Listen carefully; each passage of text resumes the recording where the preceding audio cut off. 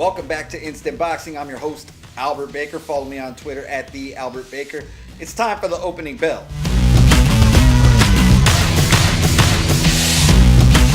This week's opening bell segment, we had PBC, Showtime, Championship Boxing on CBS. Opening the televised portion of the card, you had Erickson, the Hammer, Lubin, coming in 154-pound WBC title eliminator against Jorge Cota. Now, Lubin looked spectacular against a guy that he was supposed to look spectacular against.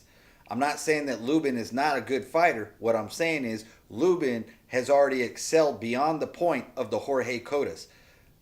Lubin did what he was expected to do. 125 in the fourth round, fired an overhand left, Cota down, goes to sleep. Into the fight. End of the night for Lubin, walking around, where's my strap? Don't get a chance yet for the strap, but that chance is going to be coming soon. You still got guys like Charlo, Lara, Julian Williams. A lot of good names in that 154-pound division. Bonas Martirosyan. These are guys that we're going to have to see Lubin tested against. He's clearly already excelled beyond the point of the C and B level fighters, and it's now time for him to test the waters against the A level guys. And I'm kind of excited to see what Lubin has to offer because he's definitely got the speed. He's definitely got the power. Kid looks good. He's sharp. Throws punches well, in combination, has solid fundamentals. He's somebody to watch. Looking forward to see him get that title shot.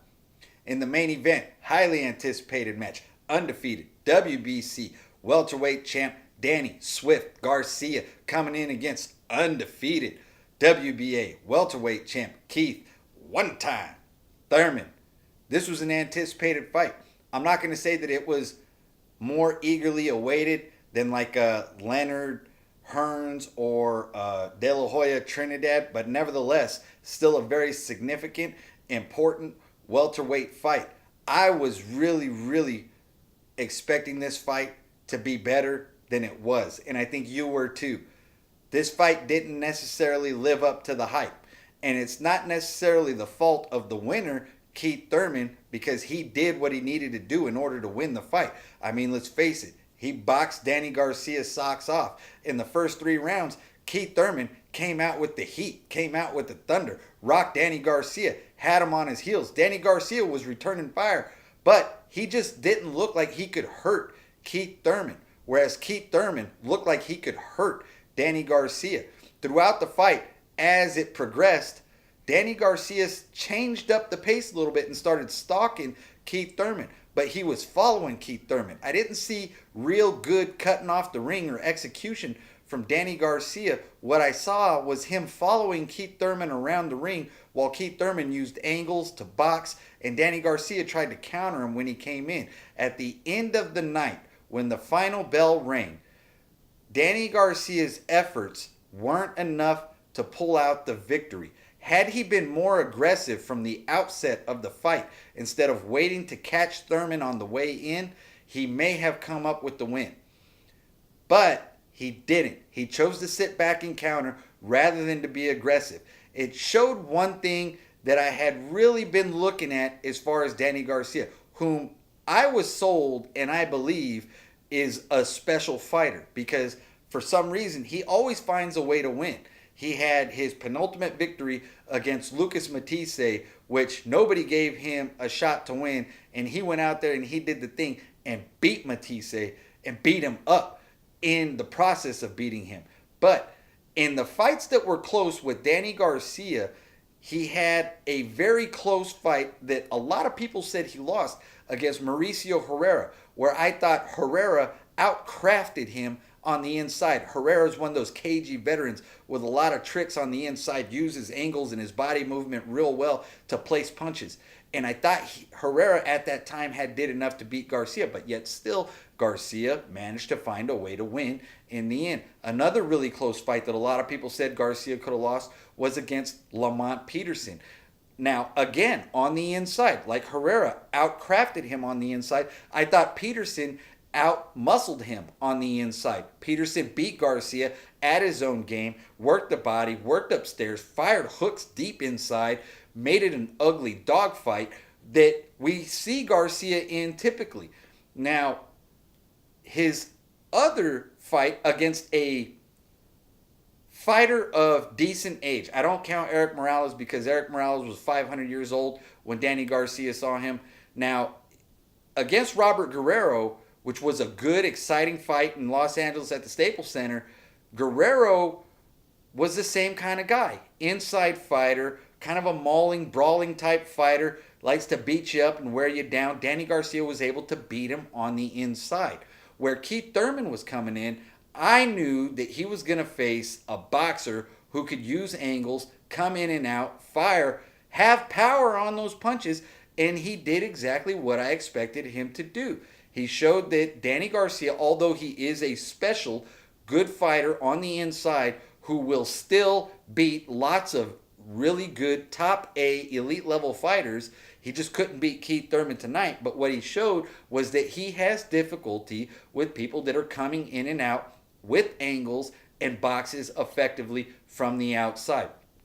No different than when he fought Amir Khan. Granted, he knocked out Amir Khan with the left hook, but up until that knockout, Amir Khan was boxing Danny Garcia's socks off, and we never did get to see the rematch between Khan and Garcia, which is a fight that I'm really looking forward to. Hopefully, they can make that fight, and I know it's a fight that Amir Khan would probably like to get back, and it's a fight that a lot of fans would like to get back. Matter of fact, comment down below. Let me know if you'd like to see that fight. I think that's a good fight. Great next step for Danny Garcia. Rebound off that loss to Keith Thurman. Fight another big name, top A, elite level fighter, Amir Khan. Amir Khan gets an opportunity to redeem himself in that knockout loss. I think that's something that everybody can look forward to. In the UK heavyweight action, you had underdog Tony Bellew put the stoppage loss on David Haymaker Haye in an upset. I didn't see this coming. I didn't pick Tony Bellew to win this fight. A lot of people out there didn't pick Tony Bellew to win this fight. I was thinking, and I'm being honest here, I was thinking Tony Bellew just had no interest in making weight anymore, so he just kind of woke up one day and said, all right, fuck it, I'm not going to make weight. Let's just shoot up to heavyweight, and we'll just keep doing what we're doing. We're going to train and do road work and all that stuff, but I'm not going down because it just sucks and it hurts. So I figured we got a man here who might have some discipline problems. Not necessarily the case. Tony Bellew looked good in this fight. David Haye with the injury to his Achilles tendon. Check this picture out. The top one looks normal. The bottom one looks like some raw roast beef. That looks like a sloppy Joe sandwich. That looks like his ankle is like, that's a pastor from down the street, still ain't been cooked yet. That looks like a baked potato with meat hanging out of it. David Haye, you gotta commend him, even after the toe gate, when he broke his pinky toe or stubbed it or got a hangnail against Vladimir Klitschko. Stuck it out. Fought the good fight. Knocked out at the end. Went out on his shield. It's not always a good thing for a fighter to go out on his shield. A serious injury like an Achilles tendon tear, I wouldn't have been mad at David Haye for stopping this fight earlier. But you got to give the man props and you got to give him credit where credit is due for sucking it up, going with the grit, shooting for the gusto, still trying to get the win, and remaining competitive. Tony Bellew, though, props to the man. Big win. I like to see where this goes. Heavyweight division starting to heat up a little bit. You got a lot of good guys in the UK, starting to get a couple of names that are going to grow in the US. Maybe we can see some of these guys make something of themselves and heat this heavyweight division up. And that's the opening bell. InstantBoxing.com. That's it. This week, Top Rank held a press conference at the Marriott in Manhattan Beach, California, to announce their April 22nd pay-per-view card of Oscar Valdez versus Miguel Marriaga for Oscar Valdez's WBO 126-pound title. Also on the card is going to be Jesse Magdaleno, Gilberto Zurdo Ramirez, and Shakur Stevenson. Instant Boxing was on hand to have a little fun, get some interviews, and bring you this week's Spotlight.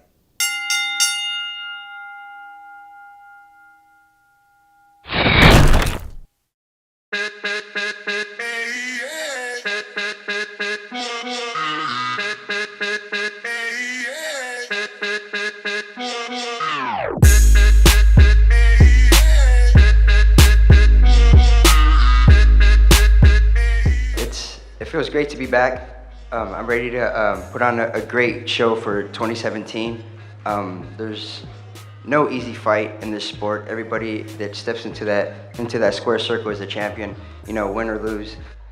All I can tell you is my boys will be ready. They will definitely be ready for action on April 22nd. That is my duty. That is my job to make sure that my boys come in 100%. We're the face of Mexican boxing right now, so we got to take that very seriously.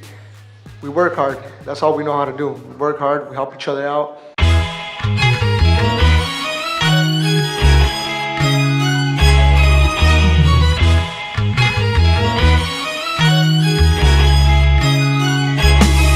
Yeah, of course. You know, that's what myself, Oscar Soto Ramirez, and even the Olympian Shakur Stevens are looking to do. You know, Saturday night, April 22nd, because that's what we're about, man. We're about putting on great shows, and I can see why Bob Arum keeps putting me and Oscar on the same cards, because we're very exciting fighters.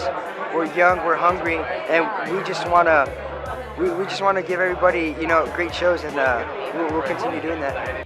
I've interviewed you a few times before, and you didn't speak English back then. Now you speak English better than most other media here speak English. Was it important for you to learn? Yeah, it's really important for me because to try to speak with the people, to communicate with them, and that's why I'm learning for the communicating with the people, with the fans, and everything to the media, to the press conference. It's really important for me. It sounds good.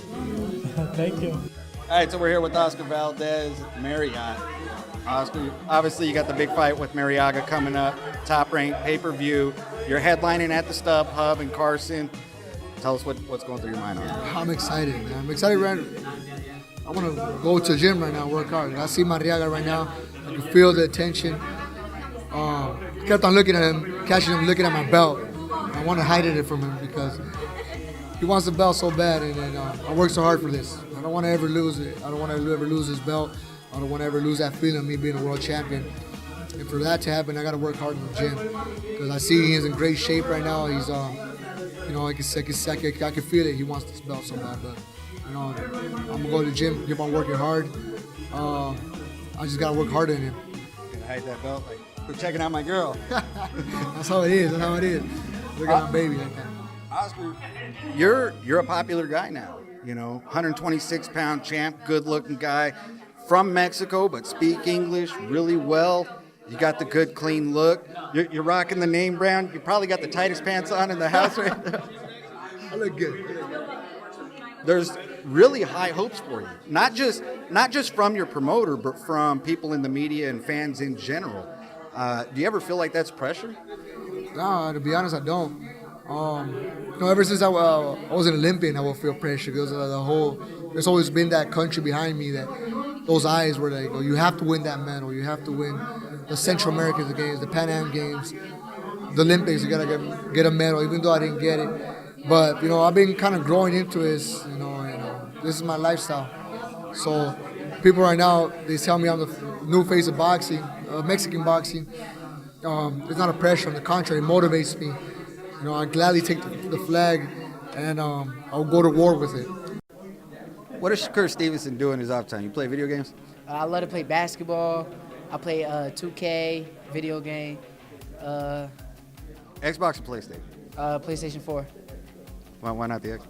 I used to play with the Xbox, but I feel like as I got older, all the older people was on the PlayStation. All the older... As he got on, this guy's 19. all the older kids was on the PlayStation, so I was really more for the PlayStation as I got older. 19, he's a man.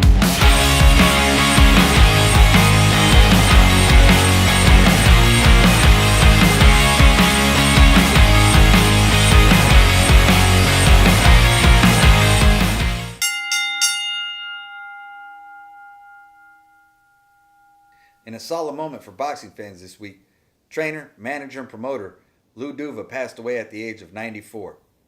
Duva, who joined the Army after World War II and wound up as a boxing instructor at Fort Hood, was part of some of boxing's biggest events. He trained fighters such as Evander Holyfield, Pernell Whitaker, and Meldrick Taylor during the infamous Taylor-Chavez fight.